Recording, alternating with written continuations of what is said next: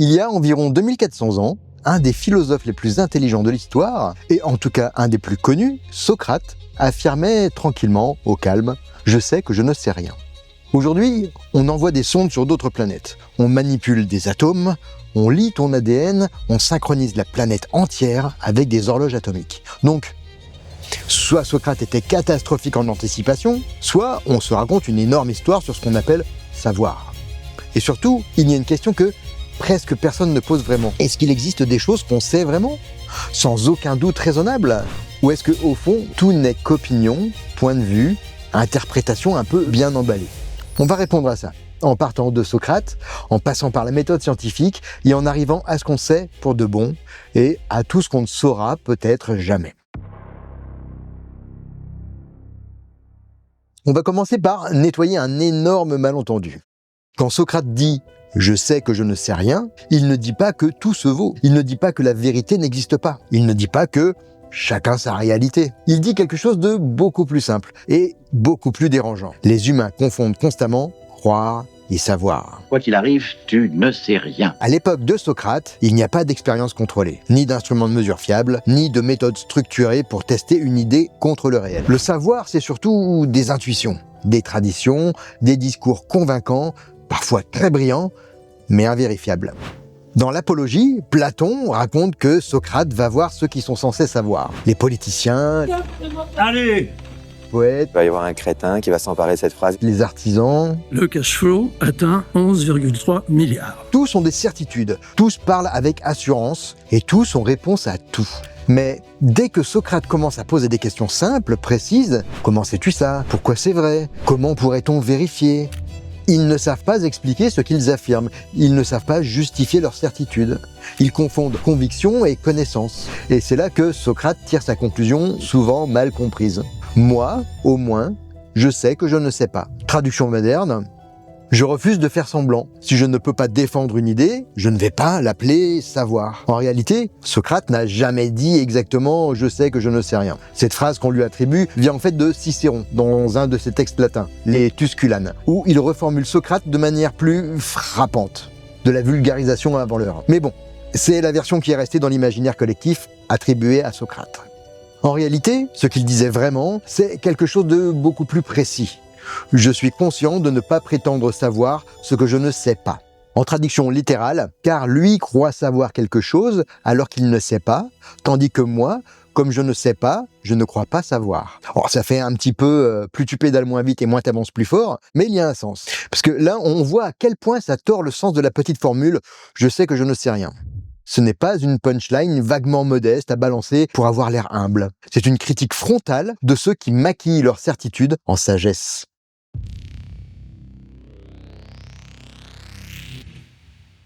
Ainsi, Socrate ne glorifie pas l'ignorance, il glorifie la lucidité. À l'époque, être intellectuellement honnête, c'est reconnaître ses limites. Et il faut bien comprendre un truc fondamental. Dans un monde sans instruments, sans mesures fiables, sans expérimentation, le doute était la seule position rationnelle. Dire « je sais » trop vite, ce n'était pas être confiant, c'était être imprudent. Et jusque-là, à cette époque, Socrate avait raison, totalement raison. Mais quelque chose va radicalement changer. Parce que si aujourd'hui on peut se permettre de dire « ça, on le sait », ce n'est pas parce que nous serions devenus plus sages que les anciens. C'est parce qu'entre Socrate et nous, il s'est passé une révolution silencieuse. Une révolution qui n'a pas changé notre cerveau, soyons clairs, mais la façon dont on produit du savoir. Et cette révolution a un nom, la méthode Scientifique! Faisons une avancée rapide de 2400 ans.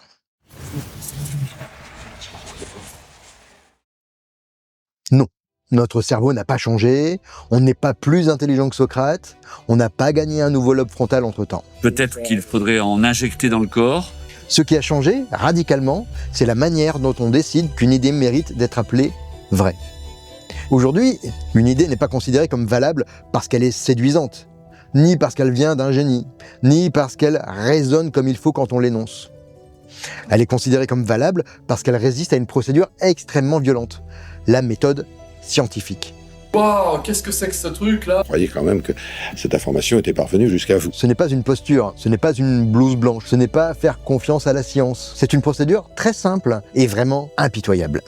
D'abord, on observe, on regarde le réel, on mesure, on collecte des données et ensuite, on propose une hypothèse. Une explication claire, précise, formulée de manière à pouvoir être testée. Puis, on expérimente. On met cette hypothèse à l'épreuve, dans des conditions contrôlées, en essayant volontairement de la faire échouer. Et surtout, point absolument central, on ne garde pas le résultat pour soi.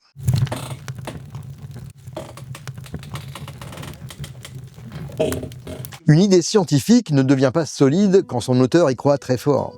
Elle devient solide quand les autres scientifiques arrivent. Et les autres scientifiques ne sont pas là pour applaudir. Et ils ne sont pas là pour dire « bravo ». Leur job, c'est exactement l'inverse. Trouver les failles, refaire les calculs, reproduire l'expérience, changer les conditions, chercher l'erreur. Autrement dit, ils vont tout faire pour faire exploser l'hypothèse. Si l'hypothèse s'écroule, c'est simple, elle disparaît. Si elle tient encore debout après que des personnes compétentes ont tout fait pour la démonter, alors, et seulement alors, elle gagne le droit d'entrer dans ce que l'on appelle le savoir scientifique fiable.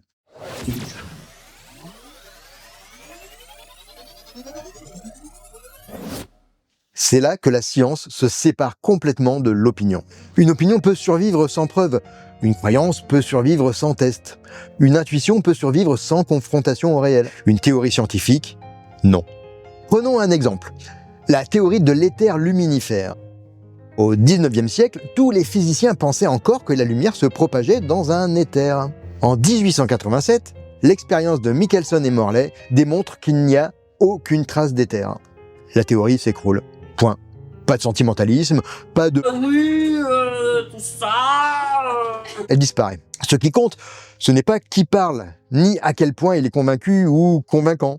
Ce qui compte, c'est ce qui résiste à la vérification des pairs.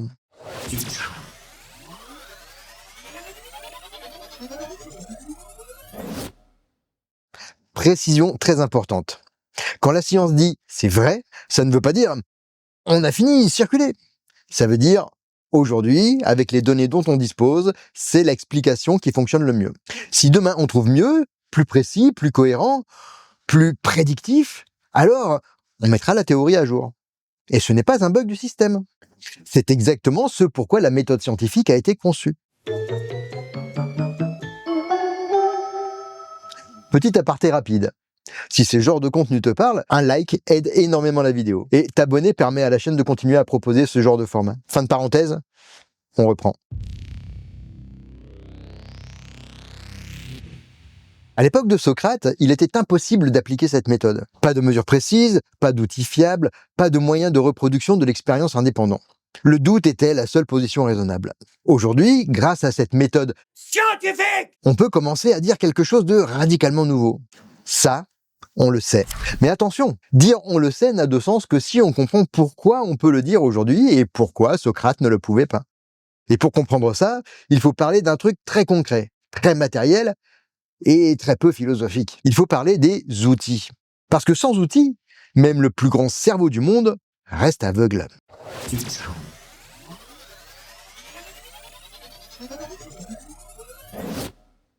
Donc, il y a un point qu'on sous-estime énormément quand on parle de savoir. Sans outils, certaines connaissances sont tout simplement impossibles. Peu importe ton intelligence, peu importe ta capacité à raisonner, peu importe ton honnêteté intellectuelle, si tu ne peux pas mesurer quelque chose, tu ne peux pas vraiment savoir. À l'époque de Socrate, il n'y a pas de microscope, pas de télescope, pas d'horloge précise, pas d'instrument capable de trancher entre deux hypothèses. Donc, quand quelqu'un affirmait quelque chose, il était pratiquement impossible de savoir si c'était vrai, faux ou juste bien raconté. Prenons un exemple simple. Avant l'invention du microscope, les maladies étaient expliquées par des humeurs, des déséquilibres divers et variés ou des causes morales. Les gens mouraient, mais personne ne pouvait voir pourquoi. Le jour où on observe des bactéries, ce n'est pas une opinion qui apparaît, c'est un fait. Et ce fait va produire quelque chose de très concret. Des traitements qui fonctionnent, une hygiène accrue, des chirurgies plus sûres, des vaccins qui découlent sur une explosion de l'espérance de vie. Rappelons qu'avant les vaccins, un enfant sur 2 n'arrivait pas à l'âge adulte. Combien? Un enfant sur 2 n'arrivait pas à l'âge adulte.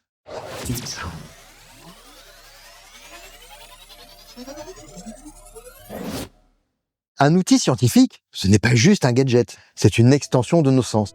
Le télescope étant notre vue, le microscope étant notre regard vers l'infiniment petit, les capteurs électroniques étant notre capacité à détecter des phénomènes invisibles. Et plus nos instruments deviennent précis, plus certaines questions cessent d'être philosophiques pour devenir empiriques. On ne débat plus, on mesure. Et c'est là qu'on arrive au cœur du sujet. Non, tout n'est pas relatif dans les faits. Non, tout n'est pas une opinion. Non, le savoir scientifique n'est pas une croyance parmi d'autres. Il existe des choses qu'on sait vraiment, au sens où il n'y a plus de doute raisonnable. Pas parce qu'on y croit, mais parce qu'elles fonctionnent dans le réel. Quelques exemples très simples. La Terre tourne autour du Soleil. Ce n'est pas une opinion, c'est ce qui permet de prédire les saisons, les éclipses, les trajectoires spatiales. L'eau est composée de 2 atomes d'hydrogène et d'1 atome d'oxygène. Ce n'est pas une métaphore. C'est ce qui permet de la décomposer, de la recomposer et de la manipuler chimiquement. Certaines maladies infectieuses sont causées par des bactéries ou des virus. Ce n'est pas un récit culturel. C'est ce qui permet de soigner, de prévenir et de sauver des millions de vies. J'ai compris. C'est pas simple, mais j'ai compris. Le critère final, ce n'est pas est-ce que c'est élégant? Ce n'est pas est-ce que ça me plaît? Ce n'est pas est-ce que ça correspond à ma vision du monde? Le critère final, c'est est-ce que ça fonctionne? Si la gravité n'était qu'une opinion, les ponts s'effondreraient. Si l'aérodynamique était un point de vue, les avions ne décolleraient même pas. Si la médecine moderne était une croyance parmi d'autres, les hôpitaux ressembleraient encore à des salles d'attente pour mourir. Le réel tranche. Toujours.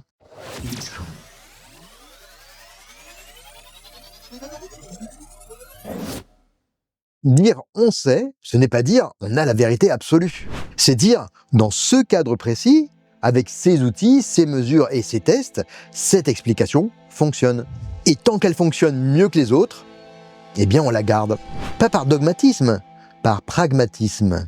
À ce stade, on pourrait croire que le débat est réglé, qu'on sait, point. Pas me casser les couilles longtemps, l'autre connasse. Mais c'est là qu'apparaît un argument qui a l'air très profond, très humble et très socratique, et qui est pourtant complètement trompeur. L'argument qui dit « on ne connaît que 5% de l'univers, donc en fait, on ne sait rien ». Et c'est exactement ce qu'on va démonter maintenant.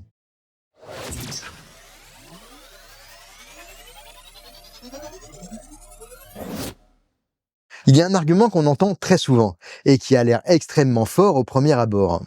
Les scientifiques estiment aujourd'hui que l'univers est constitué d'environ 5% de matière ordinaire, 25% de matière noire et 70% d'énergie noire. À partir de là, certains concluent « on ne connaît que 5% de l'univers, donc en fait, on ne connaît rien ». Cette phrase donne une impression d'humilité, presque de sagesse. Mais en réalité, c'est une erreur de raisonnement.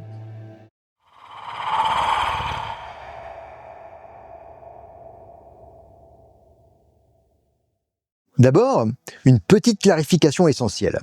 Dire matière noire ou énergie noire, ce n'est pas dire on n'a aucune idée de ce que c'est. Ça veut dire quelque chose de précis. On observe leurs effets, mais on ne connaît pas encore leur nature fondamentale. On sait que la matière noire existe parce que sans elle, les galaxies devraient se disloquer. On calcule combien il en faut pour que les observations collent. C'est de la détection indirecte. Mais c'est quand même de la détection. La matière noire n'a pas été inventée pour boucher un trou dans un discours. Elle apparaît pour une raison très simple. Quand on observe l'univers, ce qu'on voit ne suffit pas à expliquer ce qui se passe. Par exemple, quand on observe la rotation des galaxies, elles tournent beaucoup trop vite. Avec la seule matière visible, les étoiles, le gaz, la poussière, elles devraient se disloquer. Mais elles tiennent. Même chose à plus grande échelle encore. Les amas de galaxies restent liés entre eux, alors que, selon nos calculs, ils devraient se disperser. Donc, les scientifiques font exactement ce que la méthode impose. Ils ajoutent le minimum nécessaire pour que les observations collent au calcul. Ce quelque chose en plus, on l'appelle matière noire. On ne sait pas encore ce que c'est, mais on sait pourquoi on en a besoin. On ne la voit pas directement, mais on voit ce qu'elle fait. Ce n'est pas de l'ignorance totale, c'est de la connaissance partielle, mais contrainte par le réel. Ainsi, le raisonnement « on ne connaît que 5%, donc on ne connaît rien » repose sur une idée fausse. La connaissance ne fonctionne pas en pourcentage. Tu peux connaître 5% de l'océan, mais si dans ces 5% tu comprends comment l'eau se comporte, comment se forment les vagues, comment flottent les bateaux et comment fonctionnent les courants, alors tu sais déjà quelque chose de fondamental sur l'océan. Le fait qu'il reste 95% à explorer ne rend pas ces connaissances fausses, ni négligeables. Donc, on ne connaît que 5% de l'univers, ce n'est pas dire on ne sait rien. C'est dire on sait déjà des choses solides. On sait précisément où commence notre ignorance.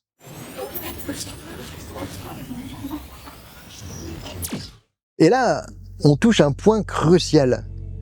Reconnaître ce qu'on ne sait pas encore, ce n'est pas renoncer à ce qu'on sait déjà.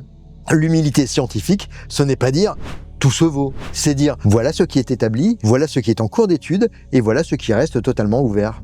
Confondre ces trois niveaux, ce n'est pas être prudent, c'est être confus. Et c'est là que la nuance devient vraiment importante. Dire on sait ne veut pas dire on a tout compris. La science ne promet pas l'absolu, elle promet le meilleur modèle disponible à un instant donné. Par exemple, les lois de Newton décrivent très bien le monde à notre échelle. Et puis arrive Einstein et il montre que dans certaines conditions extrêmes, il faut un cadre plus général. Ça ne veut pas dire que Newton avait faux, mais il avait même une approximation remarquablement efficace. Mais la science n'avance pas en détruisant tout ce qu'elle a construit. Elle avance en affirmant, en élargissant et en corrigeant. On sait de mieux en mieux, mais pas forcément une fois pour toutes.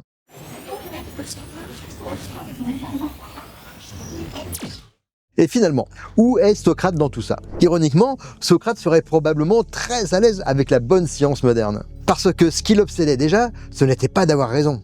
C'était de demander « comment tu le sais ?» La science, quand elle fonctionne bien, pose exactement la même question. Montre-moi les données, montre-moi les mesures, montre-moi comment on peut vérifier. Le problème aujourd'hui, ce n'est pas une science arrogante qui se prend pour une vérité absolue. Le vrai problème, ce n'est pas qu'on ne sait rien, c'est qu'on confond trop souvent, ça me paraît logique, avec « c'est vrai ». Une vidéo bien montée, un trait bien écrit, des mots qui sonnent scientifiques, ça peut donner l'illusion de comprendre. Mais sans méthode pour vérifier, ce n'est pas du savoir. C'est juste une histoire convaincante. Quelle histoire, ça aussi. Socrate, aujourd'hui, ne dirait probablement pas « je ne sais rien » devant un IRM ou un télescope spatial. Il dirait « montre-moi comment tu sais ça ». Et si tu ne peux pas me le montrer, alors tu ne sais pas. Tu crois. Alors ça, c'est très tordu, mais bougrement intelligent.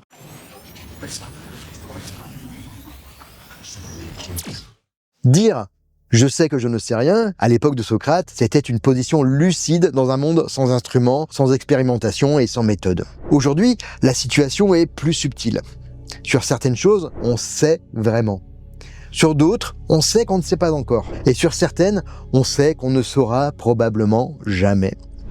La version 2026 de la phrase de Socrate pourrait ressembler à quelque chose comme ça. Et ce n'est pas une citation, juste une reformulation.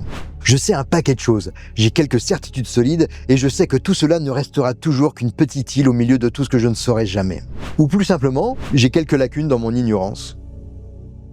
Le plus important, ce n'est pas de tout savoir, c'est de savoir faire la différence entre ce qu'on sait vraiment, ce qu'on est en train d'apprendre et ce qu'on est juste en train de croire. Et aujourd'hui, avec les réseaux sociaux, les traits à sensation, les vidéos « je te révèle la vérité cachée », savoir faire cette différence, ce n'est pas juste de la philosophie.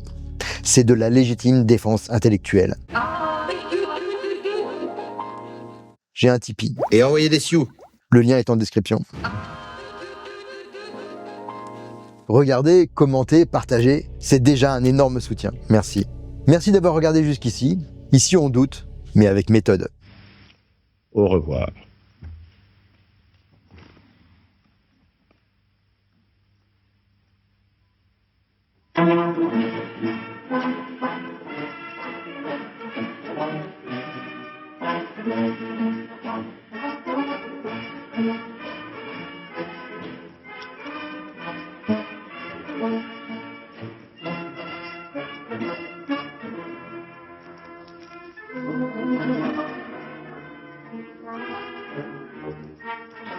Thank you.